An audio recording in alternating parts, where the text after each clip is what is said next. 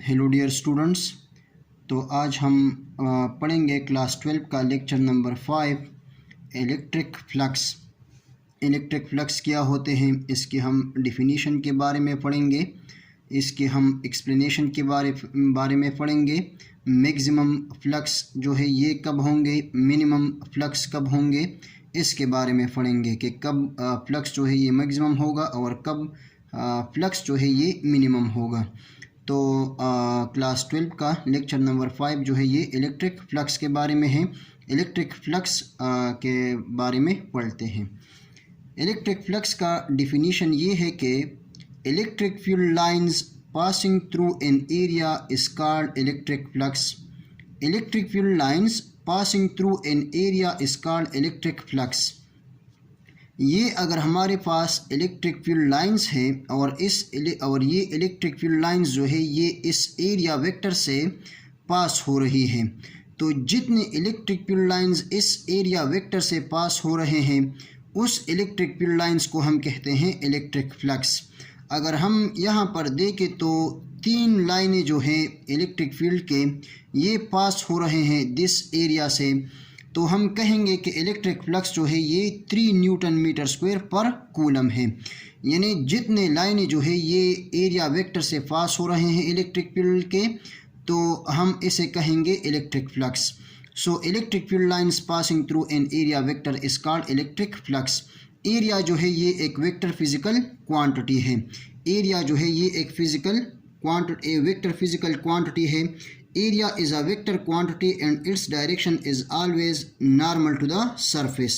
यानी एरिया जो है ये एक वेक्टर क्वांटिटी है और इसकी डायरेक्शन हमेशा सरफेस के परपेंडिकुलर होगा।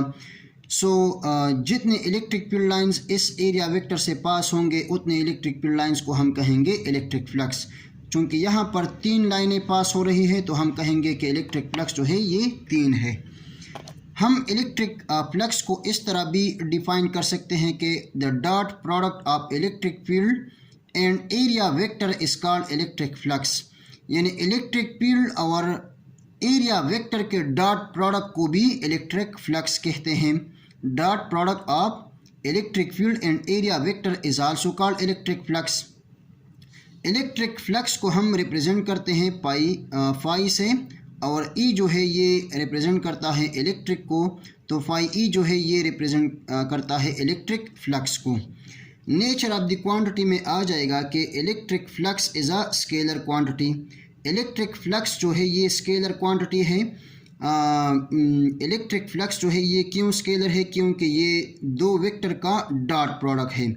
इसके लिए हमारा फर्स्ट ईयर का डॉट प्रोडक्ट के ऊपर मैंने एक वीडियो बनाई हुई है डॉट प्रोडक्ट के ऊपर, तो डॉट प्रोडक्ट के ऊपर आप वीडियो को देख सकते हैं पिछली वीडियो में।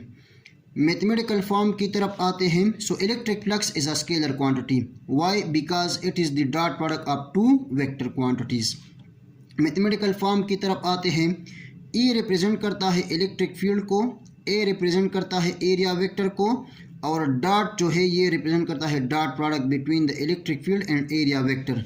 इलेक्ट्रिक फ्लक्स को हम रिप्रेजेंट करते हैं पाई ई से। So phi E is equal to E dot A. यानी इलेक्ट्रिक फ्लक्स जो है ये रिप्रेजेंट करता है, ये हमारे पास बराबर होता है dot product of electric field and area vector के।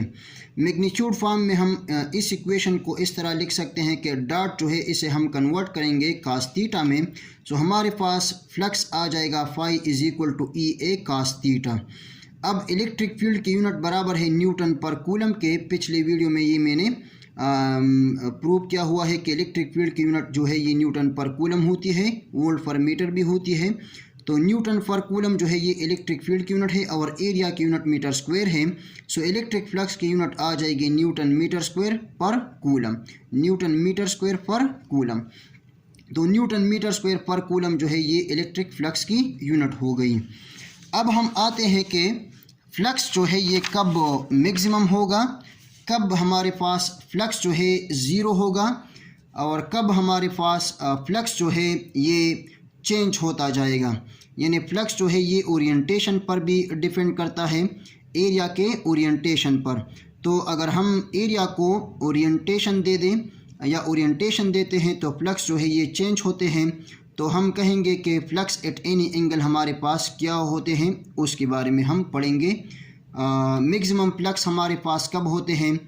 Flux will be maximum when theta between E and A is 0 degree, यानी जब इलेक्ट्रिक फील्ड और एरिया वेक्टर के दरमियान एंगल 0 डिग्री हो, यानी ई जो है ये पैरेलल हो एरिया को, इलेक्ट्रिक फील्ड पैरेलल हो एरिया को, तो एंगल थीटा जो है ये between E and A 0 degree होगा। तो फ्लक्स जो है ये कब मैक्सिमम होगा? जब थीटा एरिया वेक्टर और इलेक्ट्रिक फील्ड के दरमियान 0 डिग्री हो, मींस इलेक्ट्रिक फील्ड और एरिया वेक्टर एक दूसरे के पैरेलल हो। इसको हम मैथमेटिकली प्रूव करते हैं कि फ्लक्स कब मैक्सिमम होगा। So phi is equal to E A cos theta, theta की value 0 degree, so phi is equal to E A cos 0 degree. Cos 0 जो है ये 1 के बराबर होता है, कास 0 1 के बराबर होता है। तो यहाँ पर हमने कास 0 की जगह पुट कर दी 1, ई ए अपनी जगह आ जाएगा, इसी तरह फाई भी अपनी जगह। So phi is equal to E A multiplied by 1, E A को अगर हम 1 के साथ मल्टीप्लाई कर दें तो हमारे पास आ जाएगा ई ए, यानी फ्लक्स जो है ये मैक्सिमम है। ई ए रिप्रेजेंट करता है मैक्सिमम फ्लक्स को, या आप ये भी कह सकते हैं कि फ्लक्स जो है ये पॉजिटिव है। तो फ्लक्स जो है ये पॉजिटिव है या मैक्सिमम है, दोनों आप कह सकते हैं। कब फ्लक्स हमारे पास 0 होगा? So when theta between the electric field and area vector is 90 degree, यानी 90 डिग्री का मतलब ये है कि इलेक्ट्रिक फील्ड और एरिया वेक्टर दोनों एक दूसरे के परपेंडिकुलर हो। So when theta is equal to 90 degree means E is perpendicular to A, तो फ्लक्स हमारे पास 0 होंगे।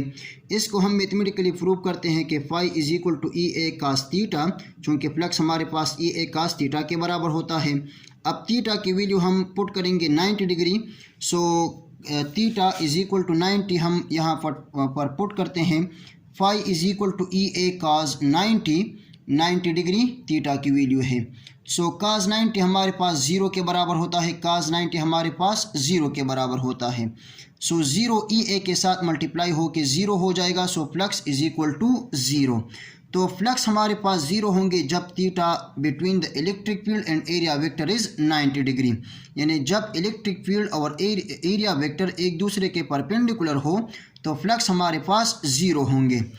अब हम आते हैं flux at any angle. Flux depends on orientation of the surface area, यानी फ्लक्स जो है ये orientation of the surface area पर डिपेंड करती है। So area can make any angle, यानी एरिया जो है ये इलेक्ट्रिक फील्ड के साथ कोई भी एंगल बना सकता है। तो हम कहेंगे कि फ्लक्स एट एनी एंगल हमारे पास बराबर हो जाएंगे phi is equal to E A cos theta. अब थीटा की वैल्यू कोई भी हो सकती है कि थीटा जो है ये हमारे पास 30 की भी हो सकती है, 60 की भी, 45 की भी। तो जैसा थीटा तब्दील होता जाएगा फ्लक्स जो है ये तब्दील होते जाएंगे। तो इस तरह हम कह सकते हैं कि फ्लक्स जो है ये orientation of the surface area पर डिपेंड करता है। इसके अलावा फ्लक्स जो है इस इक्वेशन से हमारे पास फ्लक्स जो है ये डायरेक्ट प्रोपोर्शनल है इलेक्ट्रिक फील्ड को, यानी जितना इलेक्ट्रिक फील्ड का स्ट्रेंथ ज़्यादा होगा, इलेक्ट्रिक फील्ड लाइन ज़्यादा होंगे, फ्लक्स उतने ज़्यादा होंगे। और अगर हमारे पास इलेक्ट्रिक फील्ड लाइंस कम होंगे तो हमारे पास फ्लक्स जो है ये कम होंगे। इसी तरह अगर एरिया ज़्यादा हो तो हमारे पास फ्लक्स जो है ये ज़्यादा होंगे, और अगर एरिया कम हो तो फ्लक्स जो है ये कम होंगे। यानी अगर इलेक्ट्रिक फील्ड लाइन एरिया से ज़्यादा पास होंगे तो फ्लक्स ज़्यादा होंगे, और अगर कम electric field lines area vector से पास होंगे तो फ्लक्स जो है ये कम होंगे। इसी तरह अगर एरिया ज़्यादा हो तो ज़्यादा इलेक्ट्रिक फील्ड लाइन उसमें से पास होंगे। सो अगर हम एरिया को इंक्रीज़ कर दें तो फ्लक्स जो है ये इंक्रीज़ होंगे, और अगर हम एरिया वेक्टर को डिक्रीज़ करेंगे फ्लक्स जो है ये डिक्रीज़ होंगे। Thank you very much and all the very best of luck.